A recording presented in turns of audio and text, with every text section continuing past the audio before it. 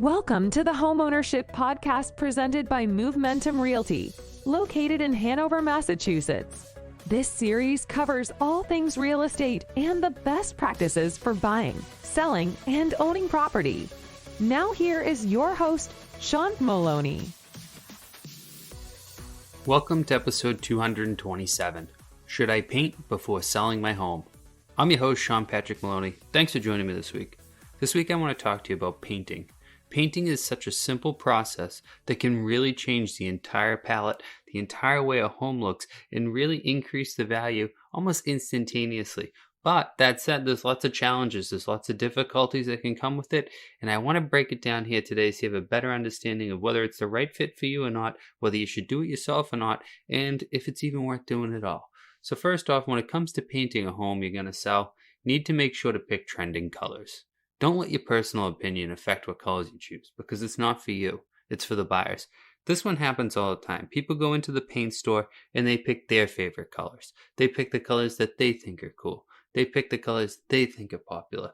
Well, what I suggest and what many of my friends suggest is to go in and get a lot of home and garden magazine, that type of stuff, and look through what colors are trending. Go on HGTV, see what colors are trending. Look through all the homes that are selling, what colors are trending, because the reality of what colors we choose when we're about to sell or when we're thinking we're going to sell within that paint job is colors that other people will want, because you may love a certain color and others might not really like it. It's okay if you're doing a paint job for yourself, but if you're thinking you might sell soon, you might want to make a different decision.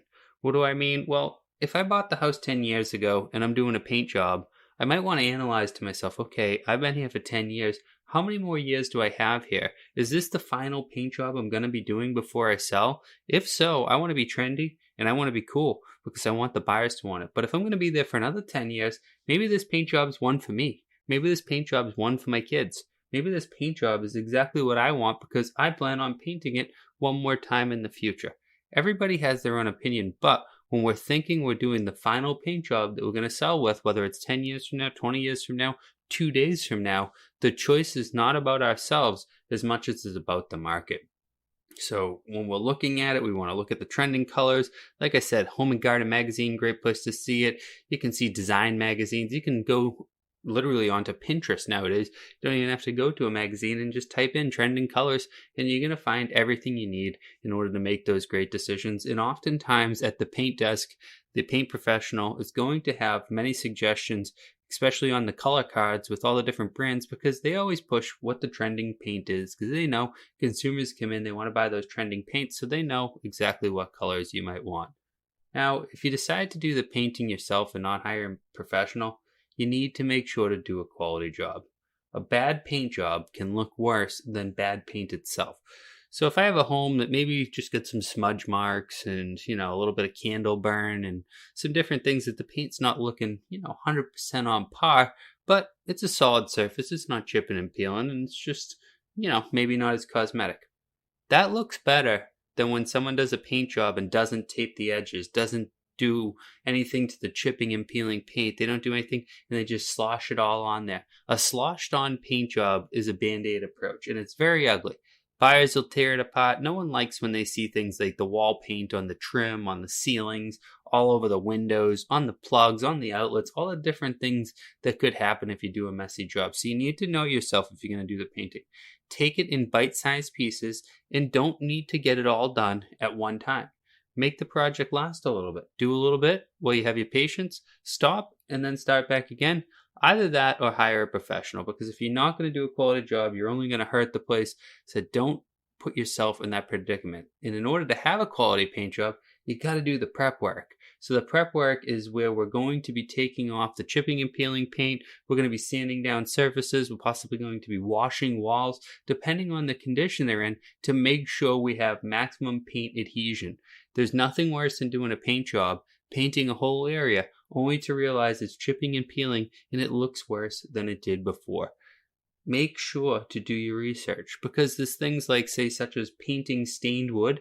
It's going to reject the paint unless you properly prepare the surface. So Proper preparation does not just include sanding and dealing with the washing down, but it also involves the taping of the area to make sure you have clean and crisp lines and clean up during the process. When you're painting, always keep a wet rag around and always be ready to wipe up the paint as you go. Most people now are using latex paints, so they're easy to clean up when they're active. So when the paint hits the floor, wipe it up right then. Make sure if you're painting over rugs and you're painting over any other porous surfaces that you put down a drop cloth. The drop cloth is going to keep the area safe, and it's going to get you ready so that you don't end up ruining your rugs or having a drip fall between the cracks in your wood floors, making a white spot.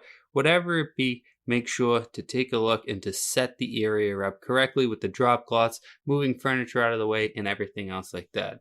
End of the day, the question is, should I paint my home before selling it? Well, at the end of the day, what you really want to do is have your real estate agent come out, look at the area, make some suggestions to you, and tell you whether to paint or not. But oftentimes the answer is a direct yes, especially if you're doing the paint work yourself, because the cost to paint a room, if you're doing it yourself, can be as cheap as maybe $20 and as much as maybe $200 or $300, depending on how much paint, how many brushes, and how much prep work you really need to do. For that type of price, for less than $1,000, you can give the entire interior of your home a facelift that'll have buyers super excited about a great property because there's so little work to be done. Guys, the new age buyer is lazy. They don't want to be doing stuff when they move in. And if they do, they're going to be wanting what they call an advantage, right? They're going to want the discount for the less quality home. Homes that are move-in ready sell for the most money. If you're looking to sell your home, you're not sure where to go, reach out to us over here at Momentum Realty. We can set you up with one of our Move Mentors. We call them Move Mentors because we believe that they're not just a salesperson, but they're both a mentor and a guide in the process of buying, selling, and owning homes. They'll help make those decisions that you need to make, whether to paint or not, what colors to choose, and what's the proper price in order to get you the maximum amount of money for your home. Thanks so much for listening. If you haven't already done so, please pound that subscribe button and also tell all your friends and family about this great free podcast all about home ownership. Thanks so much and have a great day.